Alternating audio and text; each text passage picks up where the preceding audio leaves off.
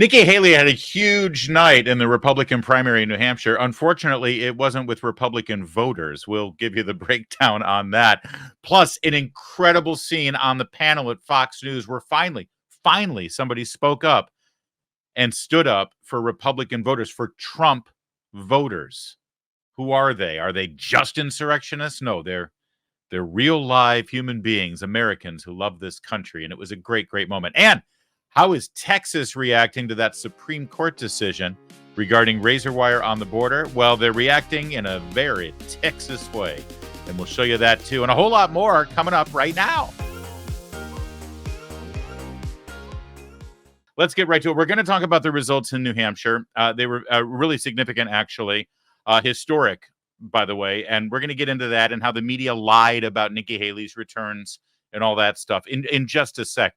But something happened on the Fox News set last night, something that, frankly, I've been waiting for a couple of years now. I like Fox News. I've got friends who work at Fox News. I don't watch a whole lot of cable news anymore, but on big nights, news nights like this, I do, because I'm going to have to talk about it. And I don't know about you, but I feel like there is a disconnect between cable news networks and broadcast news networks that are based in Washington, D.C. and New York, and the actual voters. They don't spend a whole lot of time talking to voters. Or for that matter, I don't often see people on those panels representing the voters, speaking on behalf of the voters. It's all very smart people who have done their political analytics. Hey, don't you know who I am? I've been writing about politics for 20 years in Washington, D.C. Okay, that's great. But it's kind of hard to just write about politics when you don't know anything about the voters, the actual voters. You guys are lost in that conversation. Well, not last night. Not last night. Jessica Tarlov is employed by Fox News to sort of be the contrary voice on the panel. She's a left-wing Democrat, and she parrots whatever the Biden administration is throwing out there. So she's constantly talking about the insurrectionists and the MAGA fascists and all that. And Charles Payne, God bless him, had had enough. And, well, here's what happened. Someone punches you, you punch him back harder. That's the way I grew up in Harlem. Not if the country's at stake, right? He became president of the United States. With that same personality. I don't think that, listen, I think it's worse with Biden calling MAGA. Biden's anger and vitriol and hatred for MAGA is far more worse than President Trump's individual battles with someone who crosses him. That is something that is really detrimental to this country, that the president of the United States despises half of the United States. President Biden, I said earlier today, about a week ago, I had a segment coming up, so I Googled Biden hates MAGA. Nothing but articles after articles after articles. He has expressed hatred for half of writing the country. those articles? It doesn't matter. And it's not. Because the bottom line is he says it. He has vitriol for them. And so does MSNBC, and so does CNN, and so does the New York Times. They have vitriol for half of the nation. They don't look at them like fellow Americans. And it's unfortunate. They try to paint them as racist. That all the things that they do to their fellow Americans who simply want a safe home, a safe community, for the children to have prosperity. They want the same thing, but they demean them all the time. That's why I think Phillips was so intriguing, because he went to a rally to find out for himself. And guess what? Golly, these are some pretty cool people. All right, now, this is so emotionally cathartic for me, and I'm hoping for you to finally see this. And you can see Charles Payne is actually getting into it, too, because no one's ever speaking up on behalf of the voters. They always say, Trump this, Trump that, Trump's Hitler, Trump's a fascist. If he gets into power, he's going to shred the Constitution. And everyone just glosses over the fact that he doesn't get into power unless real Americans vote for him.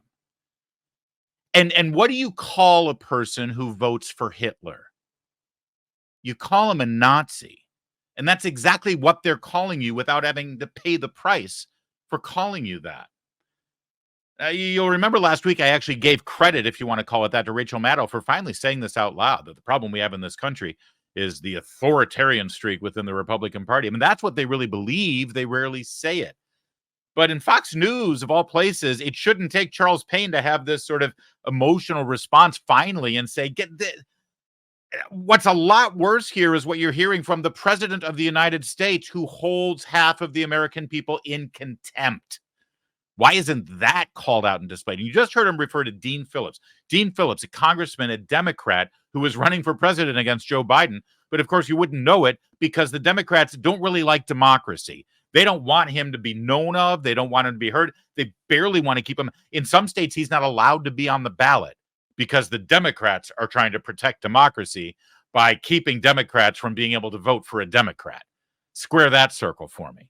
But you just heard Dean Phillips Charles Payne refer to Dean Phillips up in New Hampshire because, yes, he just talked to CNN and he talked about this really bizarre thing that he did, a wild out-of-body experience. He crossed the street, literally, in New Hampshire. He went across the street to where people were lining up to go to a Trump rally, and he talked to Americans, citizens, human beings, real live people who support Donald Trump. He actually talked to them. I went to a Donald Trump rally a couple nights ago. Never been to one. I had an event across the street. I saw the line of people waiting in the cold for hours. And I thought, what the heck? I'm going to be a leader who actually invites people, doesn't condemn them. Met probably 50 Trump people waiting in line. Every single one of them, thoughtful, hospitable, friendly. All of them so frustrated that they feel nobody's listening to them but Donald Trump. A diverse crowd, people who had never been to a Trump event before. My party is completely delusional right now. Yeah, the party is delusional right now, but you know what resonates even more? Because that's a political calculation when you put it that way, right? You know what's more important? President Biden, President Mashed Potato Brains, Mr. Unity, Mr. I'm going to heal the nation's wounds, Mr. I'm going to be elected and I'm going to put this dark, ugly Trump period behind us and I'm going to come in and bring us all together as Americans because that's who I am. He's never done that.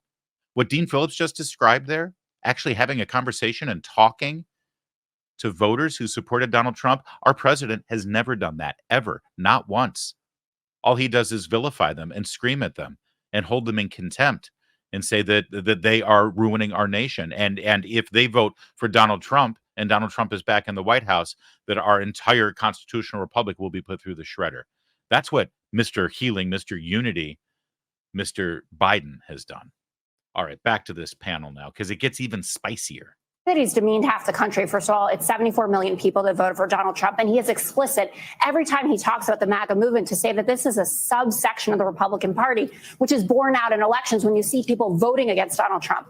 And this idea that but what about the people way voting that for him? What about the people voting for him? He gives teleprompter speeches. I mean, you have to understand. Yes, but he is talking about insurrectionists. Yes, he is. No. Why is he talking about January 6th? And he says MAGA like it's a swear word. Instead of a slogan. If you get called regularly, he's the president of the United States. Thugs, he's the commander-in-chief. Pedophiles. Why can't he call the border a crisis while he's denigrating and castigating Americans?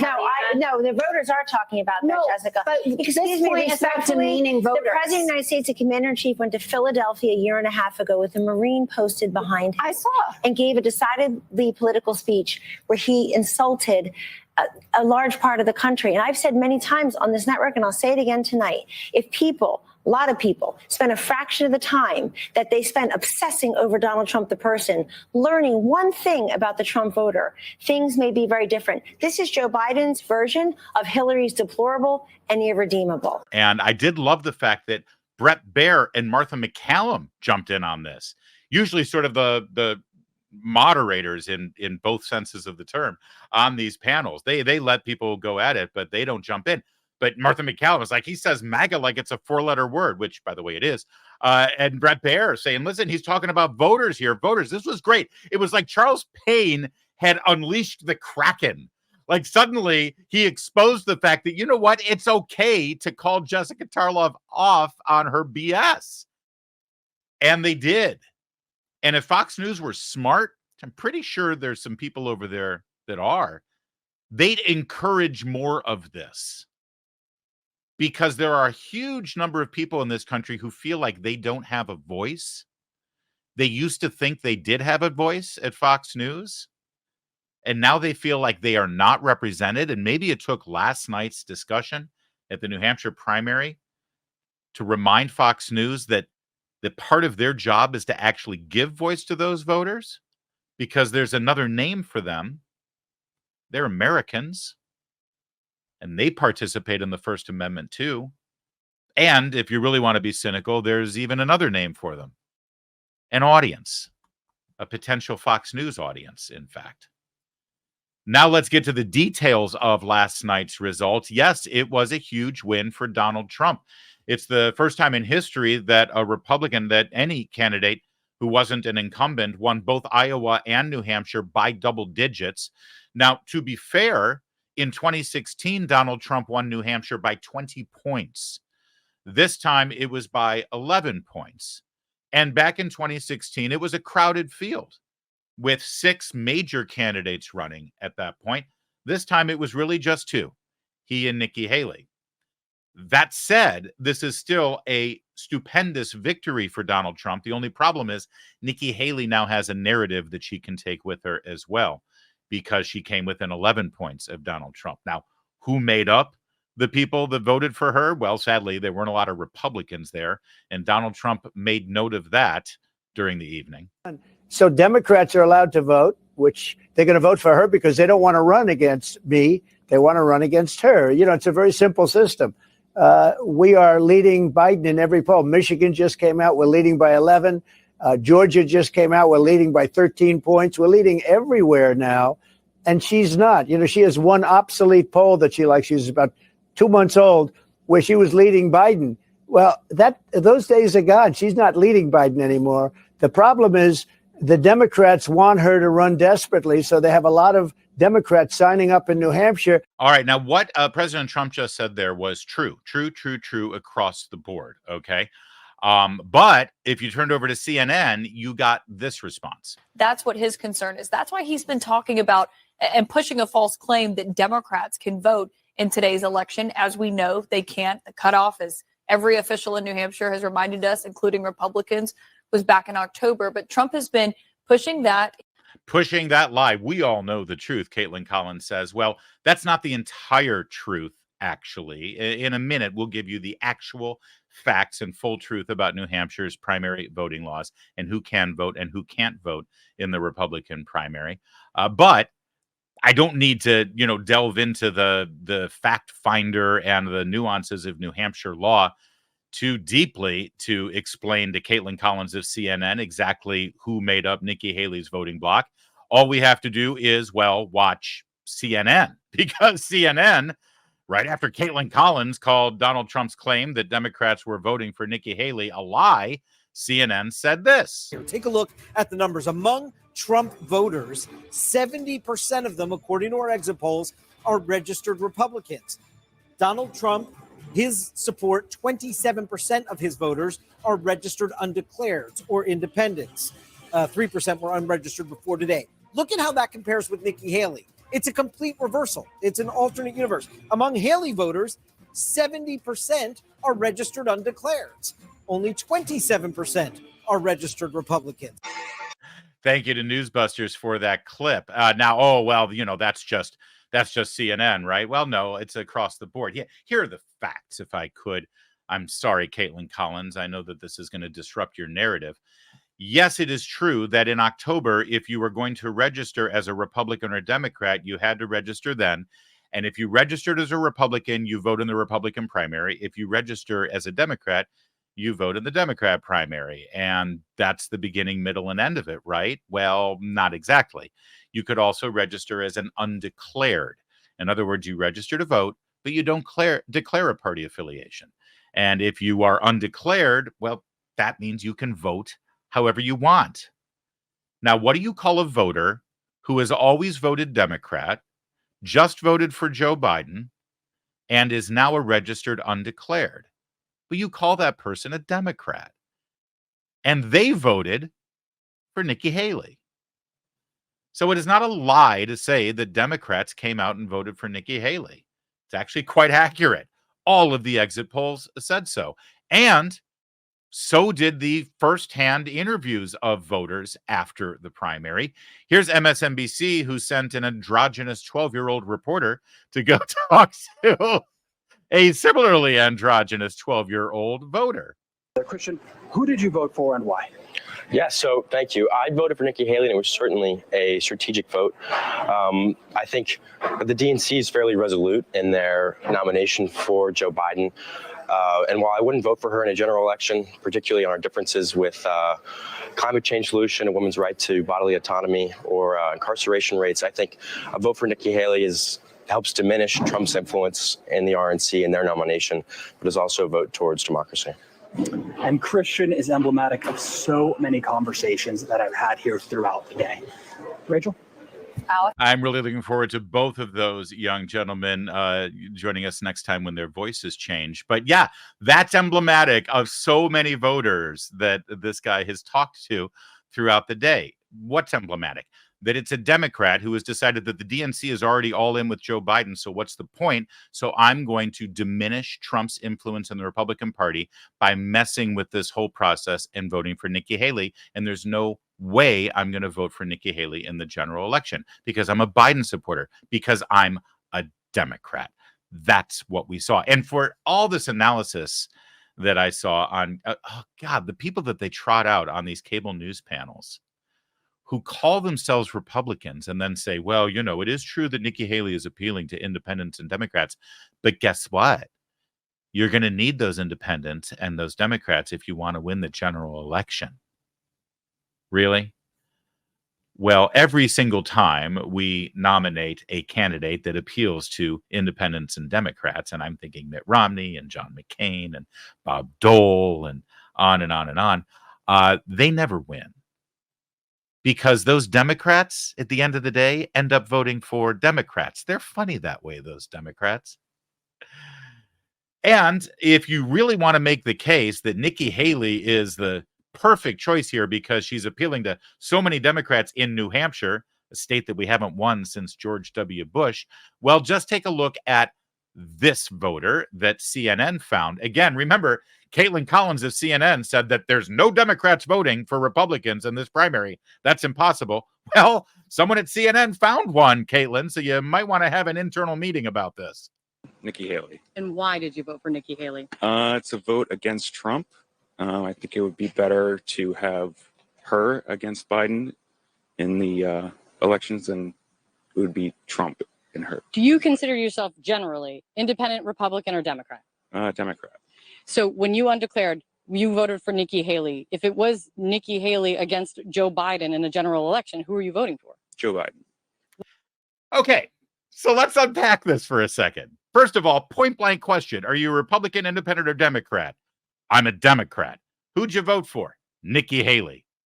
Seems to me it's a pretty accurate statement to say that Democrats voted for Nikki Haley. All right.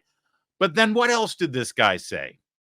It would be better to have Nikki Haley running against Joe Biden. Now, you could take that statement standalone and interpret it as, oh, this person thinks Nikki Haley is a more competitive candidate against Joe Biden. And that even though he's a Democrat, he will vote for Nikki Haley against Joe Biden because he just said it would be better to have Nikki Haley against Joe Biden. You could interpret it that way until you ask that final question. If it's Haley versus Biden, who will you vote for? And he said, Biden. So Nikki Haley just got the vote of a Democrat who will not vote for Nikki Haley in the general election, and just said that they specifically want Nikki Haley to win because that would be better in the general election. Now, if you're going to vote for Biden and you think it's better to have Nikki Haley, I think that means, and again, I'm wrong. If I'm wrong here, if I'm misinterpreting, please, I'll apologize. But I'm pretty sure that if you plan on voting for Biden and you think it'll be better to have Haley running against Biden, what you're saying is you think Haley will be easier to defeat. Now, how Nikki Haley takes that broad coalition and turns it into the Republican nomination, I'm not sure. Most people aren't. Because, well, there's a word for a candidate that gets the Republican nomination by counting on Democrat votes. And it's not a winner. David Brody, independent journalist, actually did a great breakdown of this because you've seen a lot, and I mean a lot, of analysts claim that this was a huge night for Nikki Haley because she came within 11 points. And listen, it will be huge for her to go back to the very small number of multimillionaires who are funding her campaign And she can say, listen, I'm keeping it competitive. Keep funding me. And Bill Kristol will say, absolutely, we'll get you a check. But for most voters and most people who are trying to get a nomination, second place ain't going to do it. And as David Brody breaks this down, Trump's victory was actually more impressive than the 30-point victory he got in Iowa. Watch. First of all, more than half of primary voters were not Republicans. Number two, the electorate is more moderate and more liberal than in 2016 by a factor of +9. That's polling that suggests, where are you on these issues? They're way less conservative now than they were 8 years ago. 64% of primary voters said that they were not MAGA. In other words, they weren't, Trump's typical base of support.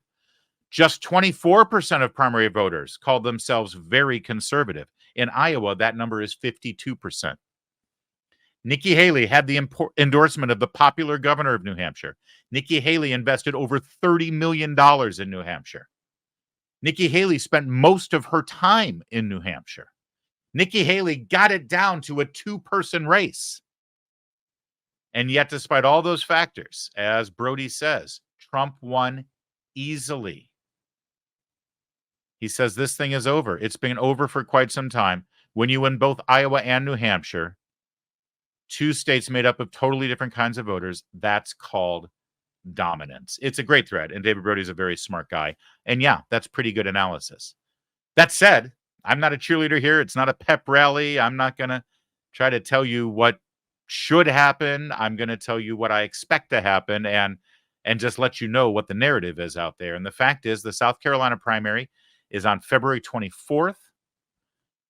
Nikki Haley has a narrative. She's got the media behind her, and she's going to keep raising money from those super PACs and from the handful of gajillionaires who just want to hurt Donald Trump. So this thing will keep going on. And it will be that much later for the Republican Party to unite behind their candidate. But that candidate is going to be Donald Trump. Now, another wacko story yesterday that absolutely has to be discussed is this hidden audio that was released.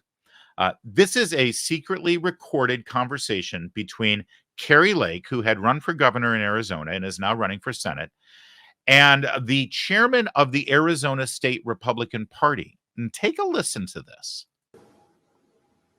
Is there a number at which I can be bought? not be bought? That's what it's about. You can take a pause for a couple of years. No. And then go right back to what you're doing. No. 10 million, 20 million, 30, no. A billion, no. This is not about money. This is about our country. I think it's disturbing that they would even, that anybody would think this is. No, to be fair, even me, I'll say this. I want a fresh face right now for the reason that I've never seen anyone, I can't think of a single person in a federal race who's lost, ran in and won. I can't think of it. If you can think of it, let me know.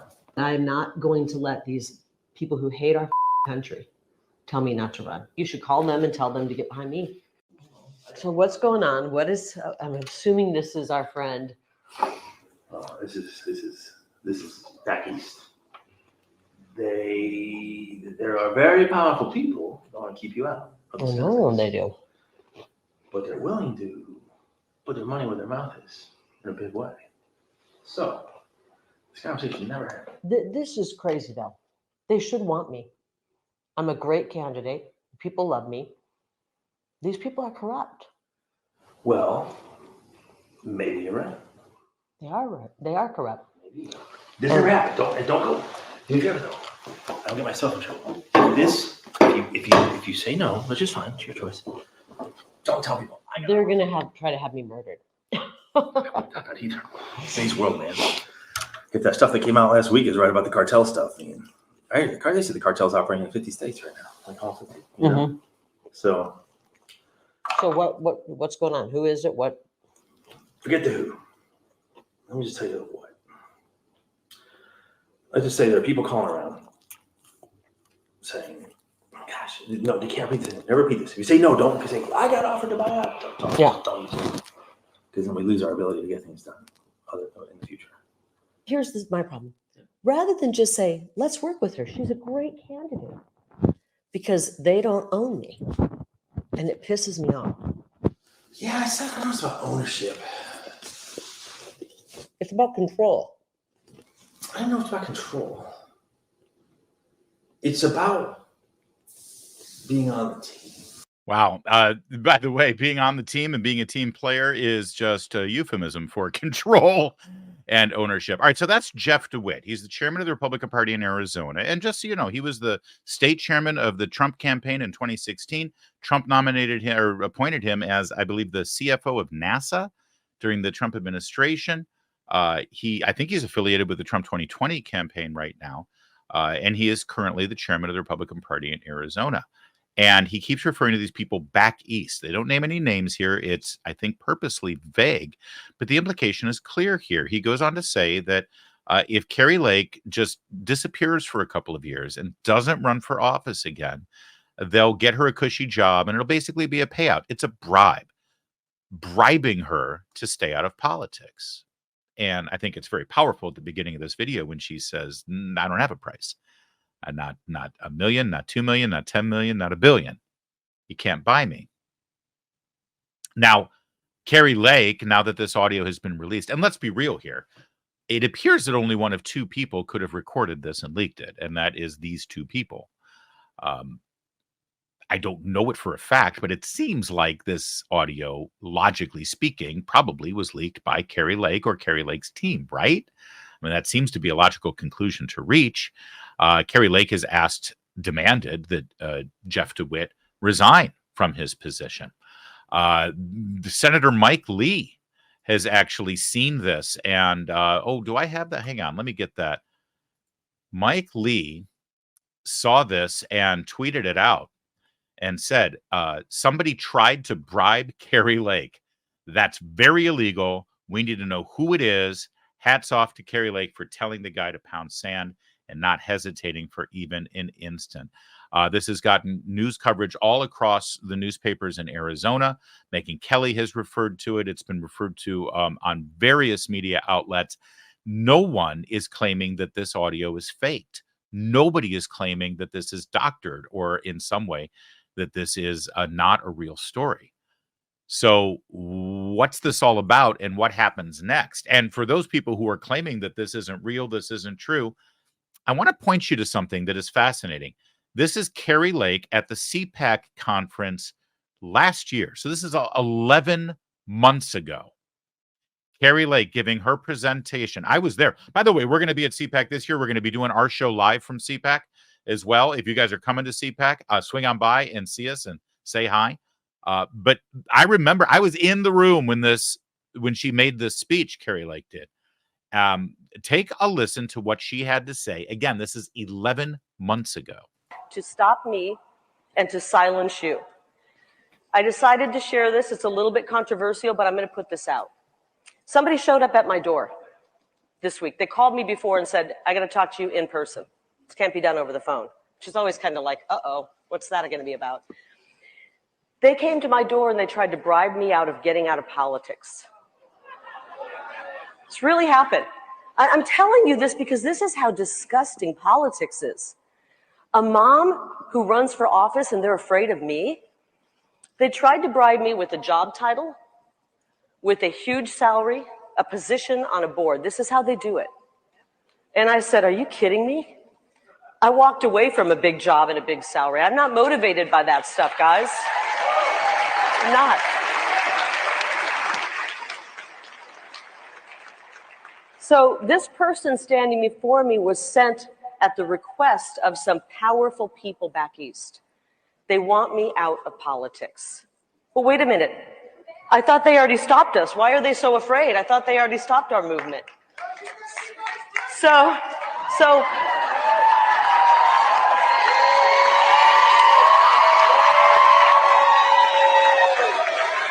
well, I don't know. I don't know what the future holds. I don't know. I'm just on God's time right now.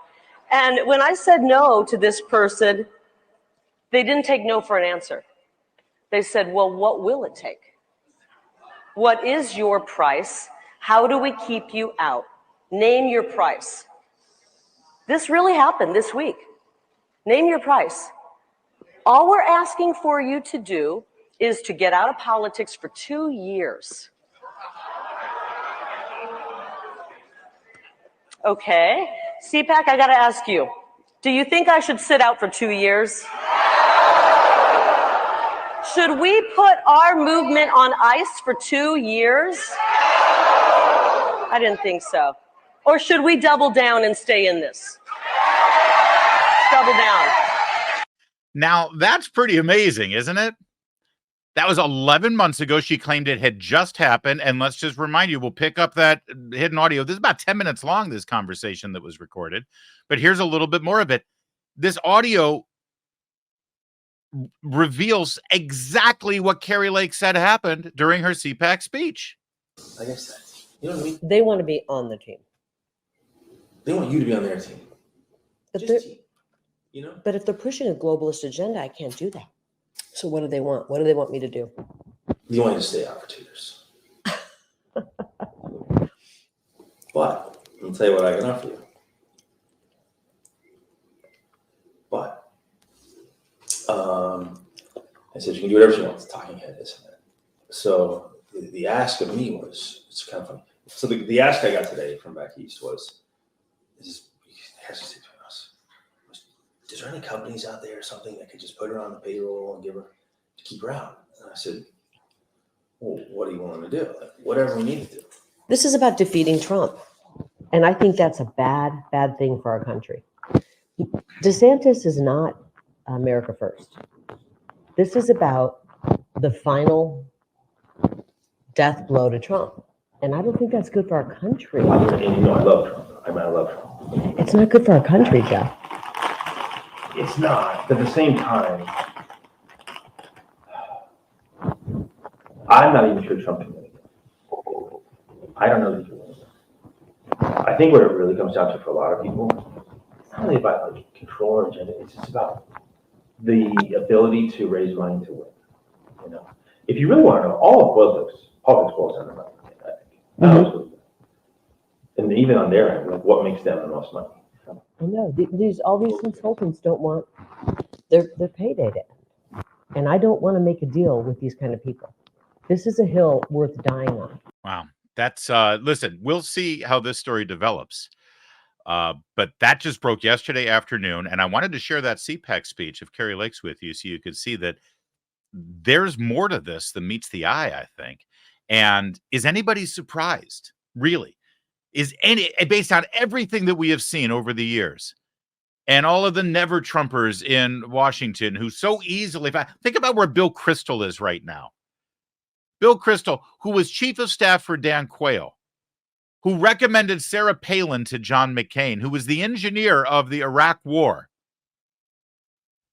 Bill Kristol, the publisher of Weekly Standard and a Fox News regular, the conservative's conservative, has now disavowed gun ownership in the Second Amendment, disavowed overturning Roe v. Wade, proclaimed himself a tried and true Democrat, and is actually raising money and campaigning for Democrats.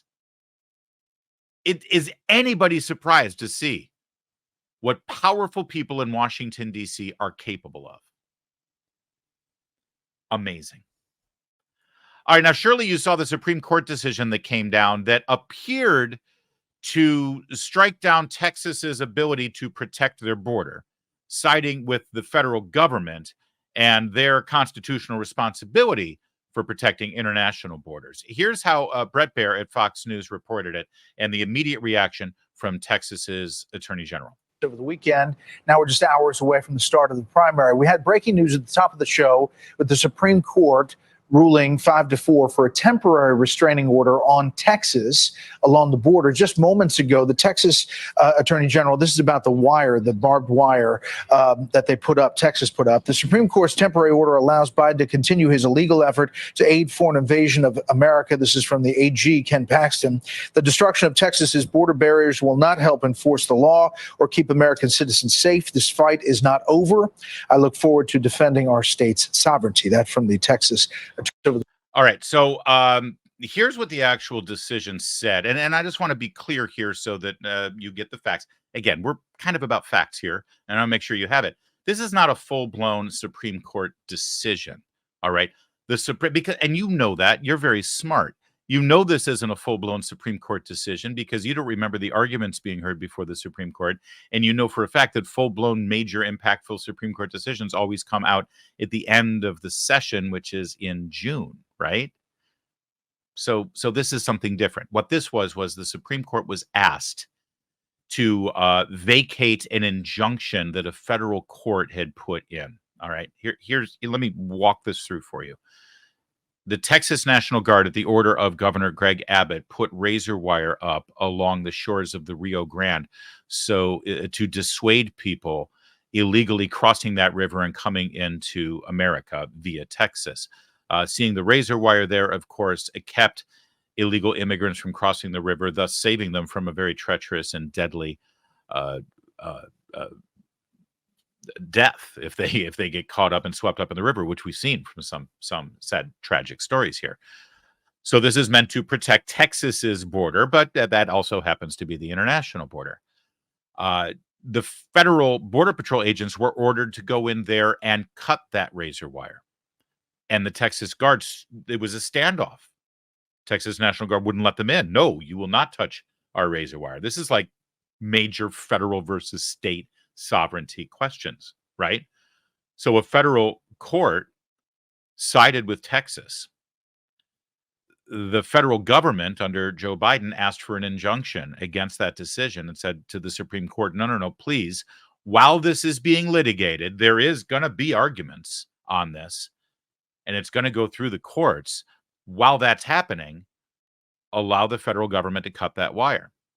And rightly or wrongly, I think it was wrongly decided, but the Supreme Court voted 5-4 in this decision. As you can see, the application to vacate injunction presented to Justice Alito and by him referred to the court is granted. So that injunction was granted, which means that they overrule the court decision that allows the razor wire to stay there, and it will now allow the federal agents to come in and cut those wires.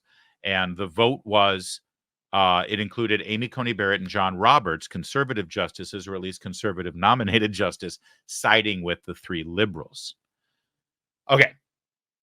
Now, just so you know, this is still being litigated. This is not a final decision. But what the court said was, until we make our final decision, we're going to have basic law stance, because this was argued back in the 90s. The state of California had a border dispute. That was back when California wasn't as far gone as it is right now. We actually had a Republican governor out there named Pete Wilson. He was suing the Clinton administration. You'll remember also there was an Arizona state law under the Obama administration where Arizona had enforced immigration laws through their state troopers and their county sheriffs.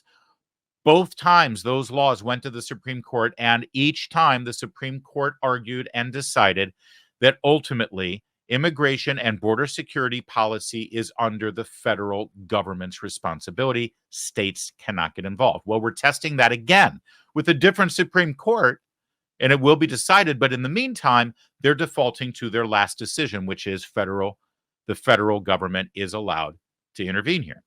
All right. Understand? Got all the information on this? Just wanted to make sure you were clear on it, because there's some people who will say otherwise. Karine Jean-Pierre at the White House was asked specifically about what the administration is going to do now that they won this injunction. Thanks, Karine. On the razor wire case, now that the Supreme Court has decided in favor of the administration, what is the plan? How quickly does the administration intend to remove all the razor wire that has been set up? So I don't have the specifics on what the border security is going to do and how they're going to do it. Look, we are certainly glad that the Supreme Court made the decision to vacate the injunction that prevented border security to actually do their jobs, to do humanitarian work, to actually enforce laws. All right. So first of all, I don't know what humanitarian work is. I'm assuming it has something to do with the Dr. Seuss book and Horton hearing something going on inside a little flower. The hell is humanitarian work? This is a paid spokesperson. Vacate the injunction that prevented border security to actually do their jobs, to do humanitarian work, to act. Oh, they're so bad, but they think they're so good. But she never answered the question. The question was, when are you going to go in there and cut the razor wire? The question was never answered. Ken Paxton, the Attorney General, appeared last night on Hannity about this issue. I think the American people are getting this after 3.5 years of complete dismantling of our immigration laws, from not building a wall to not enforcing Title 42 to not enforcing the Remain in Mexico to allowing catch and release. And as you know, drugs are being imported at the highest rate ever. We're losing our children, and crime is on the increase, and it's tremendously costly to states like mine. And to be honest, the entire country is beginning to feel the effects of the Biden immigration policies, which are basically non-existent. Yeah, they're not immigration policies, and they're certainly not border security policies. So what's going to happen here? Again, just so you know, the entire decision that the Supreme Court made here was that federal agents cannot be prevented from cutting this razor wire. That's it. That's the entirety of the decision. So what's happening now on the Texas border? Well, this is a video from late yesterday afternoon on the Texas border. And you are not seeing federal agents dismantling razor wire. And you're not seeing Texas National Guard dismantling razor wire. Actually, what you're seeing here is the Texas National Guard installing more razor wire. That's right. Governor Greg Abbott from Texas has doubled down. In fact, they have tripled down, as you can see from this angle, because they are putting a third layer of razor wire exactly where the current controversial razor wire is. Now, why would he do this? What does any of this mean? Well, we love to applaud a smart Republican using the power of their office in an intelligent and effective way. You know, it's one thing to be able to get up at a podium and say a lot of things and get a lot of attention and get a lot of applause. But unless you can quietly, without much fanfare, execute the power that you have handed to you from the voters and actually get stuff done, then you're just a BS artist. Greg Abbott is actually getting something done here. He looked at the order. What did the order from the Supreme Court say? The order from the Supreme Court said that the federal agents have jurisdiction here and they can go ahead and cut the razor wire. Nothing in the order says that the Texas National Guard can't install the razor wire, or for that matter, install more razor wire. So what he's doing right here is basically making those federal agents' jobs a little harder. If you're going to come down and cut our razor wire, well, you're going to have to triple your effort because we're going to add a lot more razor wire for you to cut through. Oh, and guess what? Once you cut through that razor wire, pretty sure we're just going to install some more. There's nothing in this order that says Texas can't install the razor wire. It just says that the federal government can't be prevented from cutting the razor wire. And so, listen, this isn't really Fort Sumter necessarily, but it's one of the most dramatic standoffs between a state militia, the Texas National Guard, and a federal law enforcement agency, potentially backed up by, well, I don't think the U.S. military can get involved here, but I think they could actually. I can't wait to see how this plays out. But yeah, I've heard it said once, I could be wrong, but I'm pretty sure that you're not supposed to mess with Texas. Isn't that how it goes?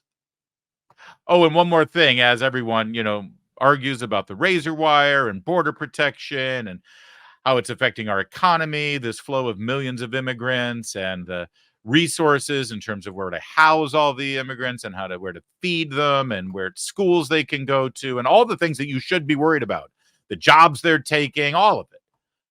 There's one other aspect of this that we've tried to point out over and over again, and that is the national security implications. There's a reason why border protection is under the Department of Homeland Security. And it seems to me that after the 9/11 terrorist attacks, it became a heightened concern for the American government to know exactly who's coming into this country and kind of regulating that process so that people can't get in here and then do horrible things to us. You know what I'm talking about? So I'm sure you've seen this video then. This is from a group called First Responders Media, citizen journalists who are talking to and trying to identify some of the people who are coming across the border. And we found this delightful man. By the way, if you are smart enough, you will know who I am. But you are really not smart enough to know who I am. But soon you're gonna know who I am. Very easy. Wow, very easy. The entitlement. No, believe me, I'm much better than that.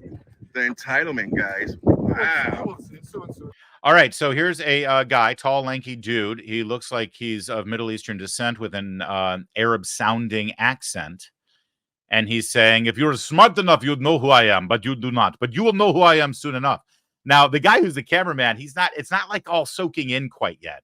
You know, he says, wow, the entitlement, like you're going to come here and make such a thing for yourself that you're going to be famous. Like you should know who I am kind of thing, right? Don't you know who I am? But no, he's not saying this out of arrogance or out of braggadocious behavior. It's a threat. By the way, if you are smart enough, you will know who I am. But you are really not smart enough to know who I am. But soon you're gonna know who I am. Very easy. Wow, very easy. The entitlement.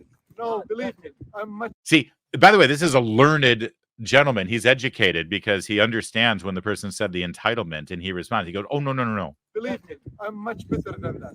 The entitlement, guys. Wow. I'm much bigger than that. All right. Well, First Responder Media did some digging here because it's like, oh, you want to know who I am? You should find out who I am. And I think we know who he is now. Here's a side-by-side comparison of this rather frightening dude on the border and this person that you see on the right. It is a stunning resemblance. The person on the right is a person named Movsam Samadov. He's the head of the Islamic Party of Azerbaijan, and he has served 12 years in prison for terror-related charges. He was released in January of 23. And we don't know for sure if this person making open threats on this video is, in fact, the same person, this Movsam Samadov. We don't know that. You know who else doesn't know that?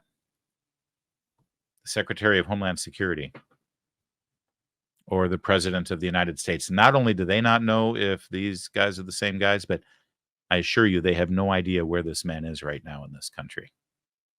So as we see this little dance back and forth at the border with razor wire and putting it up and Biden ordering the feds to cut it down and then Governor Abbott putting the razor wire back up, it's important. And it has to do with states' rights and the federal government and their responsibility and whether they can be held in contempt of the Constitution if they don't actually follow their basic duty of protecting our borders and protecting our national security. That's all very, very important. But let's not forget that at the root of it, the basic of it, it's about this guy coming into this country meaning to do us harm. And he's just one. We've got over 8 million over the last 3 years. Kind of puts things in perspective, doesn't it? Meanwhile, this just in, Nikki Haley has ordered the invasion of South Carolina. I didn't know she could do that. She really does like war. Oh, no, that's a fake story. I'm sorry. But it's going to be a long month. You never know what might happen between now and the primary. That's why you're going to keep watching every single day when we're in the mood. Otherwise, make sure you find our videos. You know, Kevin McMahon, our great video editor, breaks down all of these segments and puts them out there on YouTube so you can find the one that you liked and share it and watch it again and stick it wherever you want. You know what I mean when I say stick it wherever you want. Kevin, did we not get a LinkedIn comment today at all? I don't think so, but we'll try again tomorrow. Not one LinkedIn comment? Well, special shout out to our brand new viewers on LinkedIn. My name is Larry O'Connor, but please call me Larry.